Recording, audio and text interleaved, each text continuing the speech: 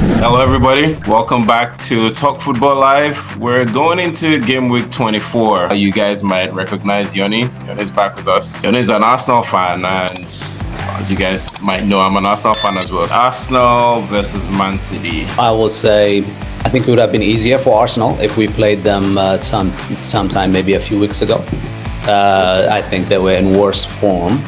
Right now, they look like they're picking up form, but not necessarily consistent because it depends from game to game. Some games they look like they're almost back, and then the PSG happens. And so they're a bit still up and down and try to work themselves into the form, which is fine. I expect us to come out strong in this game. I expect us to come out aggressive. Unlike many a year where we've been a little bit more cautious in playing little brother, so to speak, to City, I expect us to come out strong and aggressive this time around because we should be the favorites in this game, considering the form leading up to these games. So I'm expecting good things, and I'm expecting us to dominate at least the midfield area. We have a Guardiola problem. If you watch the game on Wednesday, for some reason, if you look at that game in the first half and you look at that game in the second half, you're going to ask yourself, why was Savino on the bench? Why? And you will not be able to answer that question except for blind loyalty to Silva, Foden, Gundogan, and KDB. You have a player who is mobile, who has more speed, can run beyond and take a player one-on-one, but you still opt out to play Silva on the right and Foden on the left that cannot beat a defender on a foot race. So immediately he made that change and removed Gundogan and put Silva Savinho there. The game changed. It's we're becoming very obvious what we're going to do because nobody's making the runs. KDB is not making that much of impact again.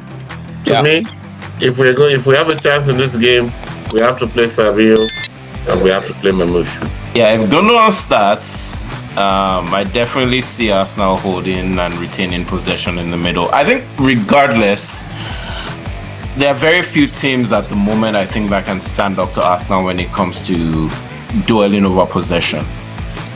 Even the last few times we've played Man City, like you said, Yoni, we've come out of that little brother shell, and Arsenal has, for the most part, controlled those games. Yeah. And I expect that to continue, especially in the absence of Rodri. Yes. So, like Donadon is saying, the opportunities for City then might come with if they try to play, I don't know, long passes over to Savinho, try to catch Arsenal on the counter, which it doesn't sound like you have the midfielders to play those kinds of balls, right? So that is why Stones might be able to do it. Yeah, and he's back. To me, I'll take out that Gundogan guy and put Stones there because Stones can switch the play. He might not be doing it regularly, but he can. He's capable. He's capable of doing that. If you look at the lineup that he used in the last PL game, he had Marmouche on the left wing and he had Foden on the right wing. And the midfield three was Silva, Gundogan, and Kovacic. And he brought De Bruyne for the Champions League. At least he started with him, right? So this midfield will... To me, he probably will still have at least Kovacic and Silva, and it's that third midfielder, whether that will be Gundogan or De Bruyne, is I think where the difference is. As far as the wing are concerned, I don't think he drops Foden for Savinho. I don't know. I know you want Savinho there, but the way Foden is playing right now, he's sort of back on form. I think he starts with him, and Marmouche has to start on the left, obviously. If Foden is going to play, he has to be in the middle. If you play Foden on the right, Foden is not effective on the right or on the left. But he hardly starts him in the middle. He never stays there. I think he drifts. He tends to Drifts drift from during the- games, yeah. right? Trying to He's find not a winger. space. Yeah, he's not a winger. He's not He's a not a winger, and he doesn't have the speed to beat you. yeah. So he can play those link up stuff, but that's in the middle. Yeah, he's not a 1v1. I'll take you on down the line kind of player. He's not. He never does that. That's not his style. That's not his skill set. But I don't know. He seems to like him on the wing because he usually starts with either De Bruyne or Gundogan in the middle. Yeah, I mean, even with this lineup, I think these two kind of switch, right? So Bernardo Silva is actually the one who comes out to the right. I won't lie and to you, Foden that kind of guy drops is- down into the middle. That guy is in love with Silva. He will play Silva. Silva will play. It doesn't matter So, where. Yeah, Don't let Silva seems undroppable. Left back, It's center not back. that he's You see him on the left back. undroppable. There's a blind loyalty. There's a blind loyalty for him. I don't know what those two are doing. He will play that guy. He was good. I feel like he has dropped off. He's He dropped. was good. He's no longer good. Yeah. I feel like he's just maybe lost his passion. You know, there was that talk about him wanting Maybe. to go to Barcelona in the summer, and it didn't quite happen. And Yeah. maybe he lost something just when that didn't work out. Hey man, father time too. That catches up to everybody.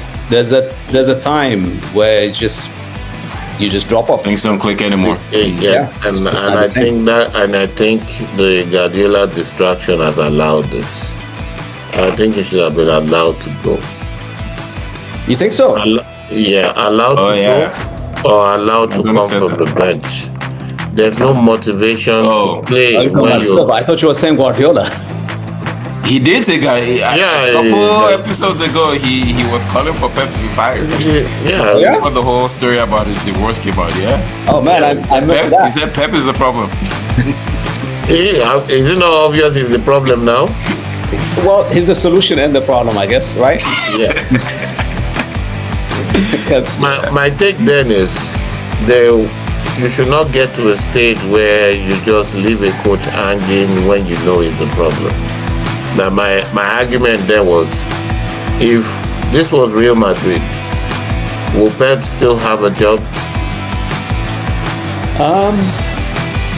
If you're Ancelotti, Ancelotti has won a lot and is leaving at the end of the season.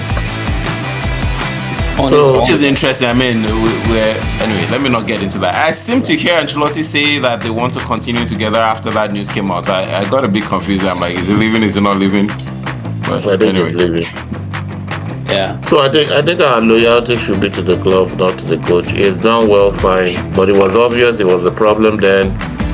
Maybe the management knew it was a family issue, because we have this problem, honestly, because the coach has made some very arrogantic decisions. Arrogance has placed us in a position of mercy right now.